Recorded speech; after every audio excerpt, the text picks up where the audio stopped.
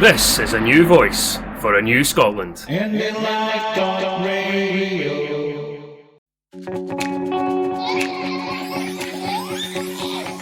IndyPram, yes, IndyPram on IndyLife Radio. IndyPram, yes, IndyPram on IndyLife Radio. Welcome to the IndyPram podcast on IndyLive.radio. And today, very topical in the news, is the talk about the list vote for the next Scottish general election in 2021. And I'd like to welcome Pat Lee of the Alliance for Independence as my next guest. Hello, Pat. Thank you, Ray. Thanks for the opportunity to come on. Well, it's been well in the news over the last week or so that the crescendo is starting to build up. How have you found it? It's an enlightening debate. Obviously, I'm speaking partly on behalf of the Alliance for Independence. Max the Yes strategy. And I'm sure we're going to go into discuss that. There's nothing wrong with healthy debate. What's wrong with debate is when it becomes derogatory and insulting. I've found a wee bit of that coming through, but I've got to say there's much more positiveness than in previous years, shall we say.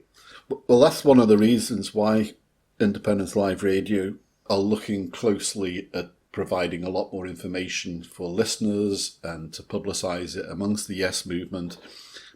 Could you explain to me why you feel the use of the list vote could be such an iconic movement for Scotland? Let me just bring you to February this year. In fact, December of last year, the general election, when the Tories got their 80 seat majority, I was disgusted. I was absolutely disgusted. How could an incompetent like Boris Johnson motivate England to return 80 plus majority for the Tories after 10 years of austerity, 10 years of withdrawal of funds from the whole of the UK? And for a number of years now, people have been talking the talk that there was going to be a pro-independence list party to stand and pick up the yes vote, because I'm loath to call it the SNP vote, because many people lend their vote to the SNP for the benefit of delivery of independence. So I just took the opportunity just before Christmas to put up a post and call for any interested Yes groups to come and join us in the People's Party page with a view of creating an alliance movement. The concept was, whether we have our independence referendum this year or not, we need to ensure a stonking majority of pro-independence MSPs, representative of the whole of the Yes movement, are elected at the next Holyrood election. We want to ensure that the SNP stands unopposed in every constituency in 2021. Now, if the whole of the Yes movement get together, the polls are telling us that the SNP could pick up an actual majority at the constituency.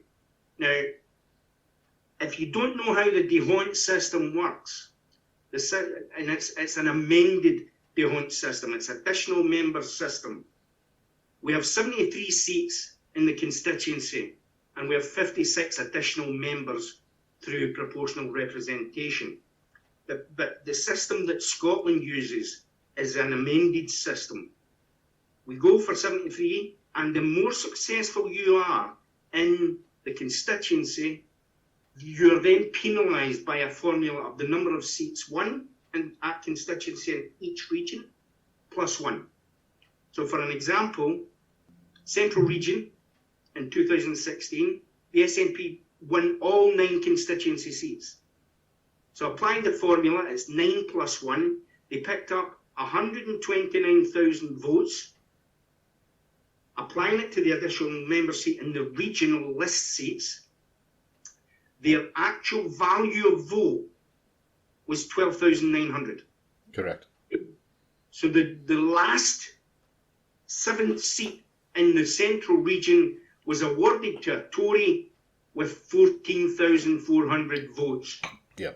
So there was no chance of getting an SNP member. Well, there was a chance if they didn't be so successful in the constituency vote. Now, the polls today show the SNP, I think it's 55%, which is an increase of 5% on their 2016 vote. Which was 1% higher than the 2011 vote. Yeah. But if you look at the number of constituency seats won from 2007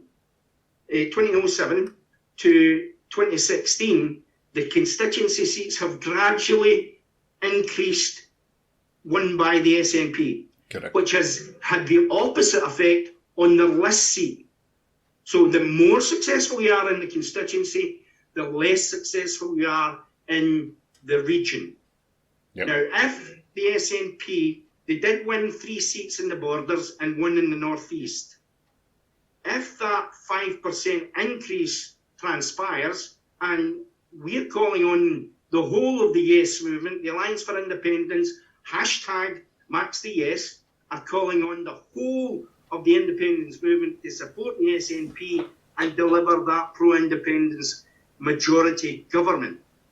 Then the question comes, where is your regional list vote going to go? Now, many people say the Greens are an established pro-independence party in the Parliament right now. But the Greens have never commanded the full support of the Yes movement. So the thought was, put something together, hold a meeting, see if there is interest in doing this. And in the 2nd or the 4th of February this year, we held a meeting in Glasgow, and a very successful meeting. 60 people attended, representing up to 30 or 34 different Yes groups from around the country. And from that meeting, we established that we would set up a constitution, we would set up the structure of an alliance, and we would then, once we set the party up and got electoral recognition to stand in elections, we would then invite the rest of the Yes groups, every Yes group, the smaller Yes parties, and Yes individuals who were interested in creating this alliance to stand in the list seat to allow that vote to be picked up. Now, it's a platform to help the Yes movement deliver independence, but it's only part of the delivery. We need to work as one, that's including the SNP and the whole of the Yes movement. See, we have a tendency to give a stick to our opposition because we politicise the cause. Our cause is independence. When we politicise it, we fracturise, we become fractured. It's my politics are better than your politics. And it diverts us from our focus. Our focus is independence. And we can only do that together. And the SNP have shown us that although they have had the majority support since 2007, right through to 2016, right through to today, where they're sitting at 54%. The Yes movement are sitting at 54% for independence. The SNP are sitting at 55% support and voting intentions. But they still won't be able to deliver independence unless they have what we hope is a supermajority. I think that the word supermajority has been part of the vernacular because we're actually hearing it so much often insofar as what are you more satisfied with, a slender majority? The option on the table is basically a supermajority. As an SNP voter, then obviously the constituency vote is absolutely 100% guaranteed. But it's not guaranteed. It's guaranteed for me. It's guaranteed for you. It's guaranteed. But we would like to guarantee it for the SNP. Yeah. We would like to promote the Yes movement to act as one and guarantee that majority. Because the argument is you need to vote SNP 1 and 2 because we could lose seats. Well, that's no the fact. The fact is the SNP have grown in support. But we want to galvanise that to ensure that we could guarantee as far as possible that the SNP would pick up that majority in the interests of independence and delivery of independence. That they would pick up that majority. So the question then becomes, do you want a pro-independence government or do you want a super pro-independence majority parliament and remove the maximum number of seat warmers, as I call them, unionists, because they are not doing anything for the benefit of Scotland other than talking Scotland down.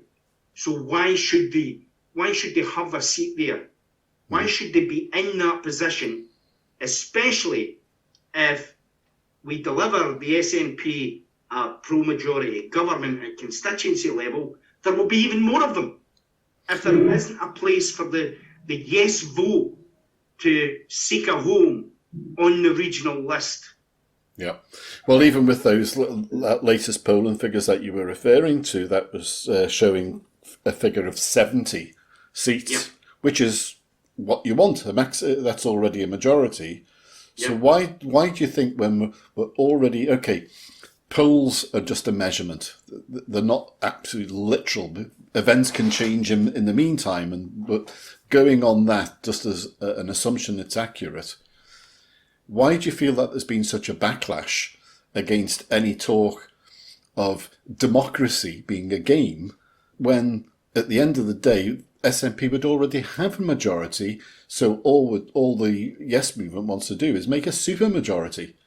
Because, you look at the Times, it says cheats. There is no other word for them. These people have no respect for the rules.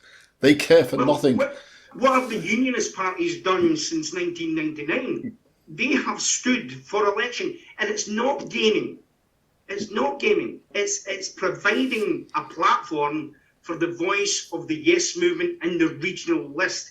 Politics is as such, government is as such, that if the SNP have and are delivered that 70-seat win, then ipso facto, they cannot pick up a seat in the list. It's impossible, because the amended, the additional member the ONT system used negates them and penalises them for being successful. But our Yes votes still need to be of use to the Yes movement. I'm going to get away from this gaming, because what we are attempting to do is stand for election. I look upon it, I'm not a gambler. I'll put the occasional quid here, the couple of quid here on the lottery. Lovely. But I look upon it as a gamble in relation to the first race. You have all your horses run without any handicap. Everyone's perfectly weighted as far as the jockey is concerned. Whoever wins is the fittest. But the second race, whoever won that first race isn't just sitting on the horse on his Todd. It's weighted. He's now got his family he's got his wife and his kids and his grandparents sitting on the horse as well. So if you're going to put money on them in the first race, and you know for sure, great, really popular horse, well trained, all the fitness, nice light jockey, bang, he's a winner. Are you going to put the same money on him in the second race?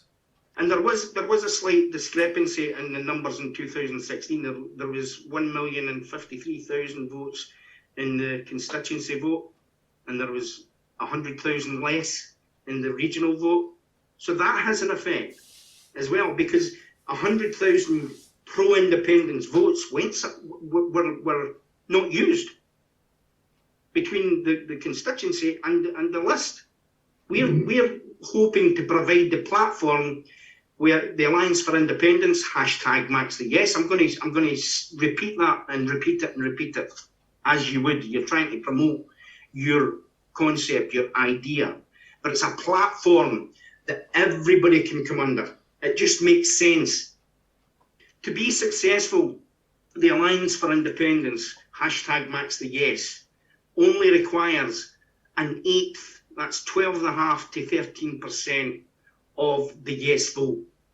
That will deliver, and this is in each of the regions, that will deliver 8 seats. 25% of the yes vote will deliver 16 seats. And 60,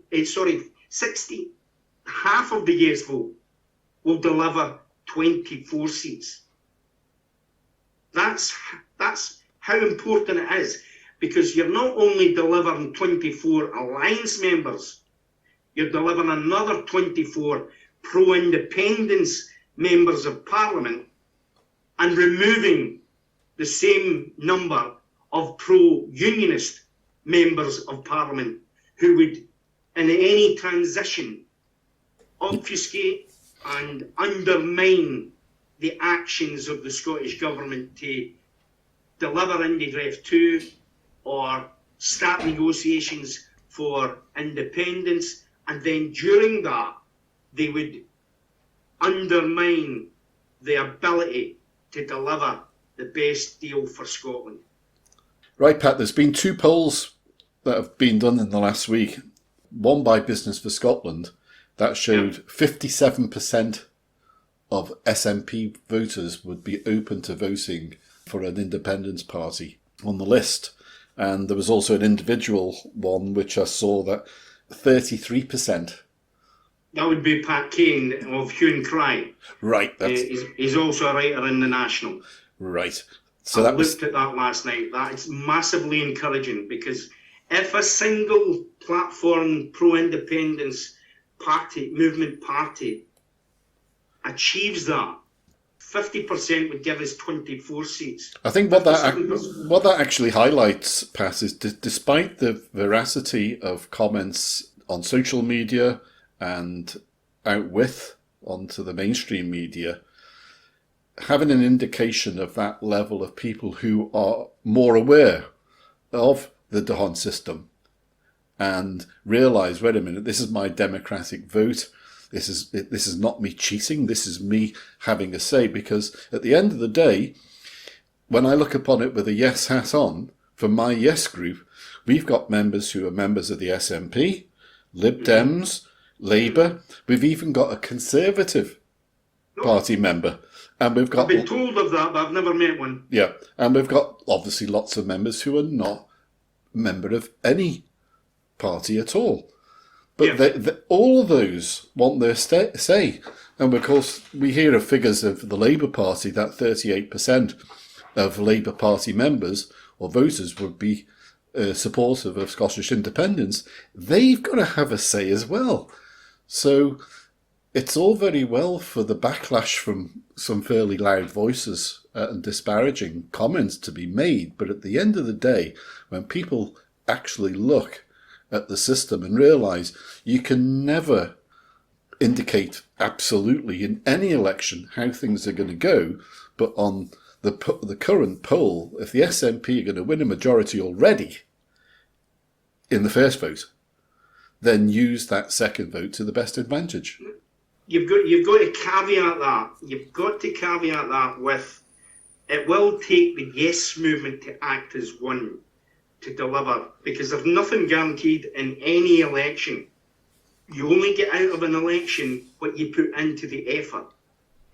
In 2014, I stood on Freedom Square, George Square, at the Hope Over Fear rally, and I made a call to the Yes movement to come all under one umbrella. All under one umbrella. leave the political campaign to the politicians, and they will win that campaign. But us as a grassroots come together and create and organise the grassroots part of any campaign. I stood on that platform in 2014 as an elected SNP councillor and called for the movement to come together as one. And from that, we have all under one banner. I'm not saying I created it, but it married in at the same time. I didn't have anything whatsoever to do with creating all under one banner. But from that thinking, that rhetoric, we actually achieved it. And look how successful that has been. I'm doing exactly the same here. It's now time for the yes movement, because unknown to me, in the Highlands and Islands, you had I-Alliance, who had been operating since 2014, but we hadn't been connected. They've done a great job up there. They've got their whole regional setup in place. We've got Mid-Fife and West, with individuals from the Yes groups up there. They're organised. We're organising here in Central. We've got organisation out in the West, and we're now organising in the South. Whether we'll stand in each and every region has to be decided by our conference, which we hope to, COVID permitting, we hope to hold a national conference in September. Correct me if I'm wrong, but is this the conference that would put a substantial amount more meat on the bone of the questions that are being asked of you by people who are unsure insofar as constitution, candidate, selection, where are you getting your money from, etc.? Yeah, you'll find the answer to all of those questions on our Facebook page under the aims and objectives, which is pinned to the top of the page. It's simply going and we can't answer everything because we're an interim steering group or interim national executive. It's a steering group. We call ourselves a steering group to the point of conference. And then at conference, everything will be actually in place. We'll have vetting procedures and selection procedures. We'll have a concept on finance, but we don't have that. We're self-financing right at this minute. Right at this minute, it's coming out of our own pockets, which we're more than happy to do. But there will be, we'll have to address all these issues, but we need the membership approval. Policies, we only have one strong policy, and that is independence. Yep. We support IndyRef 2, delivery of. We support the Scottish Government at the time to deliver that, whether it's with a Section 30 or without. And we support the eventual government in negotiations to deliver independence on Independence Day. All other matters are then put down to the individual candidate's political conscience. We have one focus alone, and that is independence. We won't deliver on our own, but as a yes movement, we can be part of the whole to deliver independence for Scotland. I'd like to just quickly cover a point, just which is in relation to the angst that has been written just now. Do you feel maybe it's a case of a lot of people in Scotland have not geared up to actually what's going to happen once we become independent? For the simple reason, we are then going to be in a situation of forming new political parties which are only registered in Scotland and standing for Scotland's interest. And what actually comes to my mind is people haven't been prepared in their minds for that, because what you're doing now is actually a step in that direction. because there's nothing to say, once we're independent, that, for example, the SNP, which is a very broad church. I think it's representative of the Yes movement. It has socialists and it has Tories. Either end of the spectrum.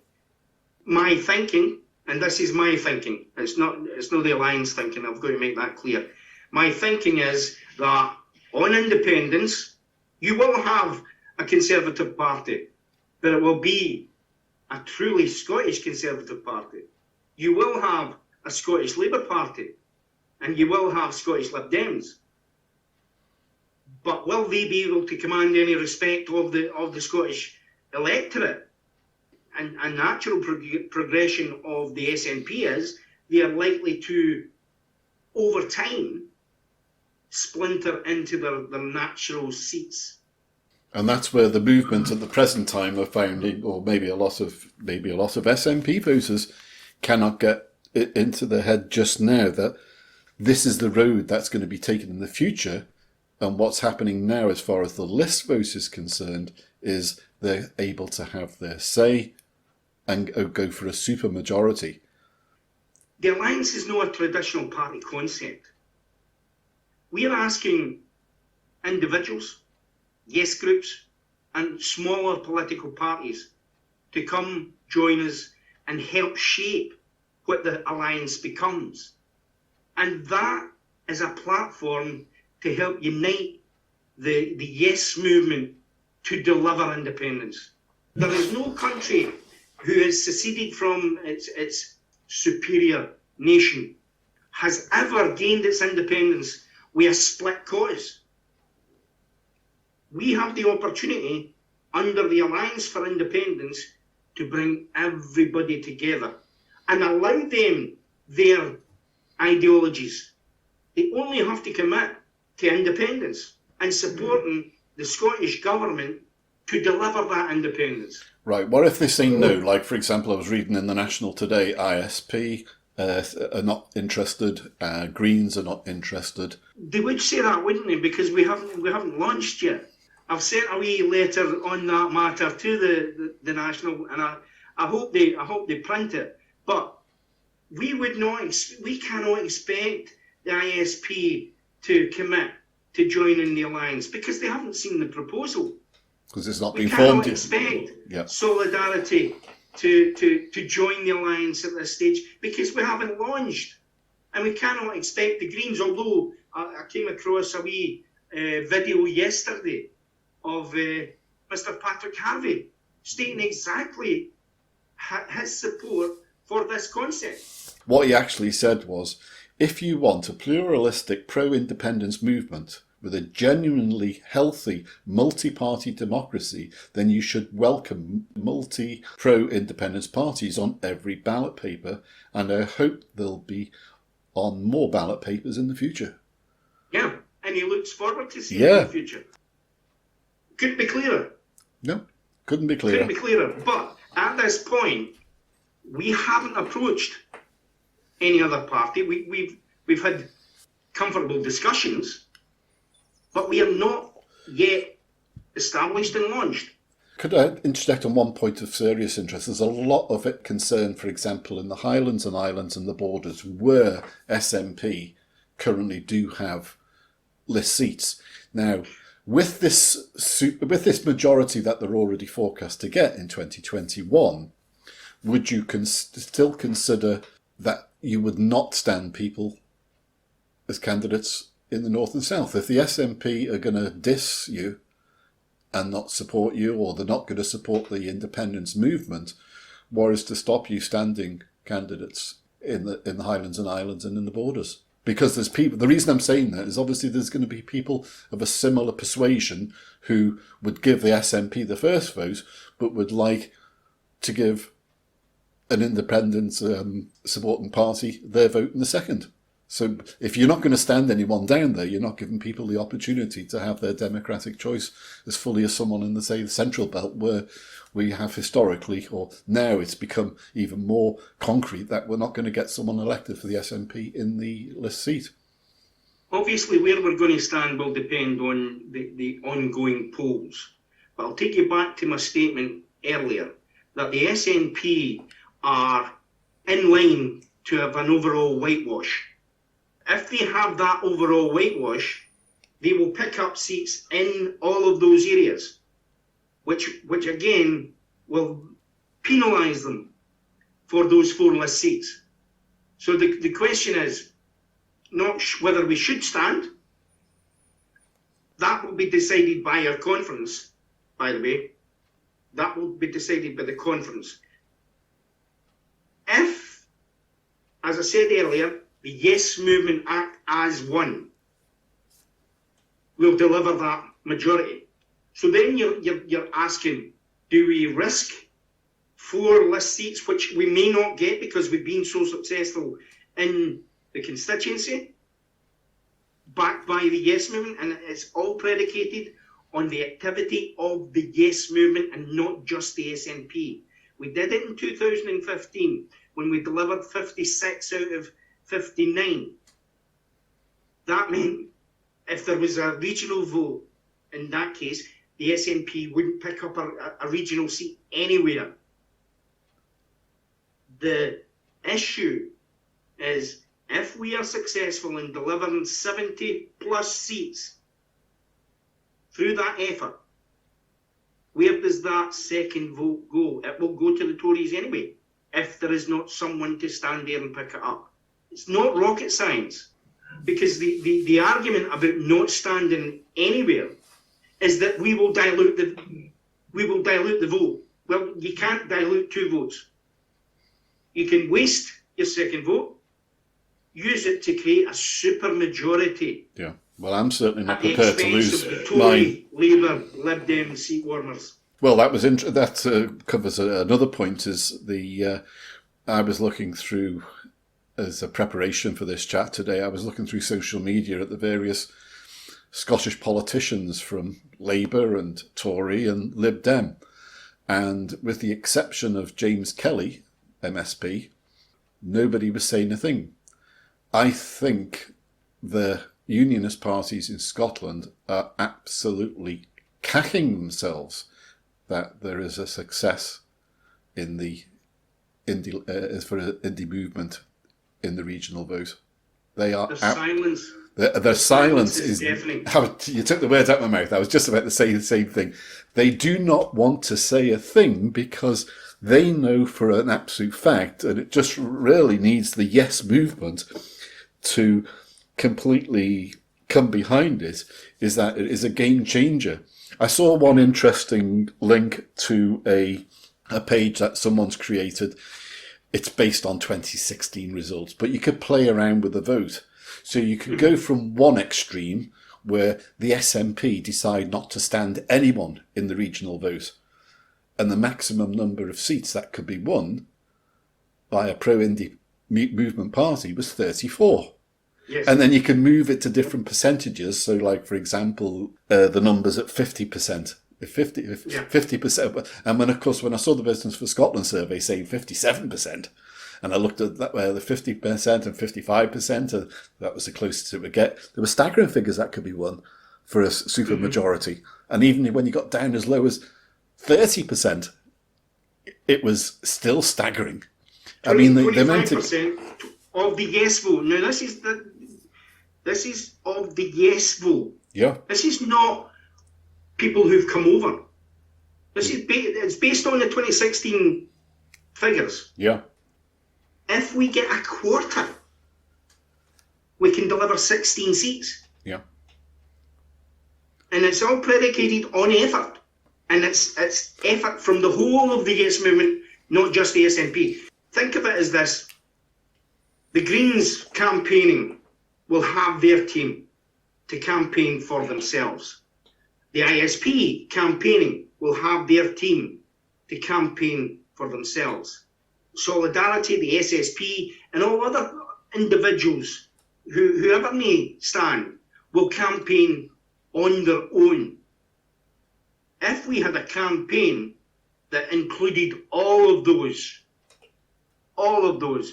what impact could we make in the Scottish electorate? And the costs and this is an interesting part. The costs would be spread among those parties, whereas they have to pay out the full amount for their campaign. Could I ask there's one important point there. I don't know the facts on the Electoral Commission, but would the Electoral Commission allow other parties that have been registered with the Electoral Commission to stand as an alliance? Is that yes? As long as they stand as the alliance. Yeah. Yeah. And that would be obviously then agreed in house of who's standing where and what proportion, etc. I take it you would Yes. That's the proposals all to be put together, right, to put forward. As long as they are standing as a representative of the alliance, and remember that's simple. On the ballot paper, it will be Alliance for Independence, #Maxa yes. But you can have your descriptors there. You can have up to 12 descriptors. The Greens, Solidarity, SSP, ISP. That descriptor can be included in your ballot allocation or ballot descriptor. Yeah. And obviously a case of, okay, you haven't had your conference yet, but I would assume that there would be meetings to hustings that you would then, the membership would decide who goes first on the list or second on the list. It's not going to be taken That would be the vetting and selection process. Yeah. We'll have a vetting and selection process in place, but our national executive will be made up of all two delegates from each region. I've got it here, just let me show that I've got it correct. Let me find it.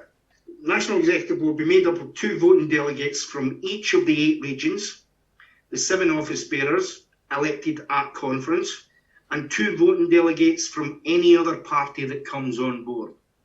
Right, that's fair. Yeah. We have the structure in place, or the bones of the structure. We now have to put the bones together to make the full skeleton. Mm-hmm. You said your main policy is basically independence. A lot of people are going to be calling out, so what are your policies? But obviously that's very difficult, and it's an amalgamation of parties coming together as an alliance. So it's a very hard one to pick because each party will have their own policies. Yeah, well, the obvious answer to that is the alliance haven't had their conference yet, so there isn't a position taken other than we have to support independence and the delivery of independence. When it comes to other policies, the individuals elected, as long as their region and their groups are accepted by those regions, then their political conscience will come into effect. We have it in the political parties right now. If an elected member doesn't agree with the party line, they're either whipped or they let go of the whip. Well, we're not going to whip anybody at this point. We're not going to whip anybody. We're asking other individual parties to come join us. It would be wrong of us to put limits on those individuals because the ISP have their agenda. The Greens have their agenda. The Socialists have their agenda. But I'm quite sure that if any policy is good for Scotland, it will be backed by the majority of the alliance. It's as simple as that. It's where it's detrimental to Scotland, and it gives those smaller parties the opportunity to voice their agreement with Business for Scotland, with Christians for Scotland, with anyone on whichever subject arises. But it's their conscience, it's their civil conscience and their political conscience that they will then be allowed to exercise. So as far as big hitters are concerned, do you think any of the parties, including Alliance for Independence, would find it beneficial to have some previously elected MPs or MSPs? We're talking Alex here. I was actually thinking of Tasmina Arm and Sheikh. She's never even come up in the conversation. Listen, the alliance is open to anyone. Yeah. Absolutely anyone. Uh-huh. And it only works because everyone is in. So, obviously, there are benefits of someone of stature in the public arena. They have credibility. So, anyone is open to join the alliance. Anyone is open to participate in the alliance.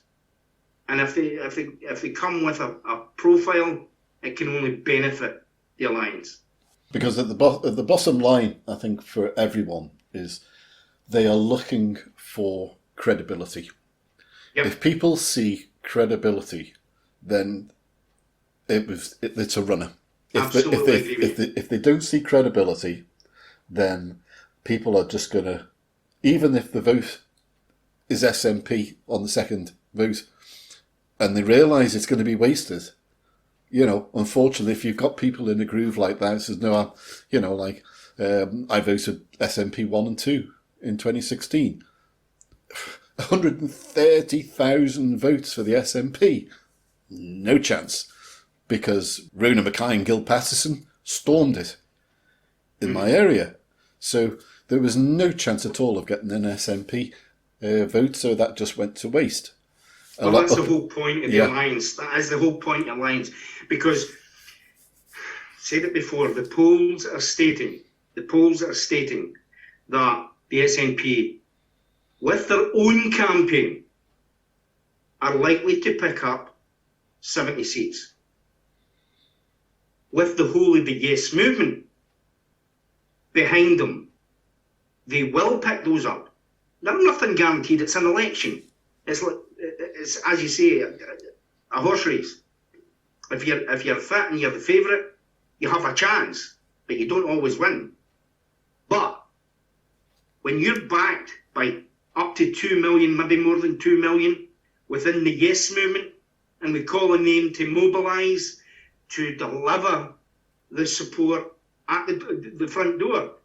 If we can't get activists to get after bum and deliver independence, then we don't deserve it. Correct. Yep. We've got to walk the walk, not just talk the talk. So and that is the whole concept of the alliance. I get fed up listening to people talking the talk. I thought, let's walk it. Yep. Let's put something out there. Let's gauge the opinion. I'd done it 2 weeks before Christmas. Put a post up for the People's Party. I came back for a holiday, so 3 weeks later, and with 1,000 members. Now we're up to over 2,000 members. Not great in the big numbers, but we're having fun. Well, we're coming up to the end of the time that we've got, Pat. So what I would say is, if everyone could just take a deep breath, relax, take on board as much information. Don't be a keyboard warrior. Have a listen to as much possible information and then make your decision, because it's your democracy. Plenty of time between now and May. We don't need the independence movement kicking itself in the teeth. Let's be calm. Can I just put one issue in the rhetoric that's being thrown at anybody who's considering standing about disunity? Please do, Pat. This is an opportunity to create absolute unity, because this is the only way we win it. We will not win it divided. The rhetoric is absolute reverse psychology in my eyes. We are not attempting to split the votes. We're attempting to enhance the votes. Whether that's the Alliance or any other independence party, we're attempting to enhance the pro-yes independence representation at Holyrood at the expense of the Tories, the Labour and the Lib Dems. So don't buy this. You're splitting the vote. That's not the exercise here. The exercise here is to deliver the SNP on the constituency and deliver that polling that's taking place today and carry that through to the election in 2021, and then allow a platform to pick up the wasted votes that that history shows us. Yeah, I think Give that a home. Yeah, I think the split concern is because of this one rep that SNP have got in the northeast, 3 in the borders. People are feeling, even that the option of having an extra 15, 16, 20, 24 independent party, it doesn't make sense. I'm going to lose 2 or 3, but I'm going to gain multitudes. 14. So if it's a case of, a slim majority or a super majority, what do you want? Pat, thanks very much indeed. It's been great speaking to you again, and look forward to the next time. Thanks very much, listeners. Thank you, Ray. IndyPram, yes, IndyPram on Indy Live Radio.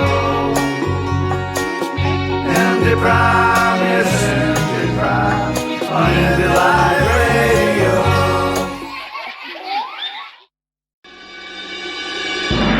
This is a new voice for a new Scotland. IndyLive.radio.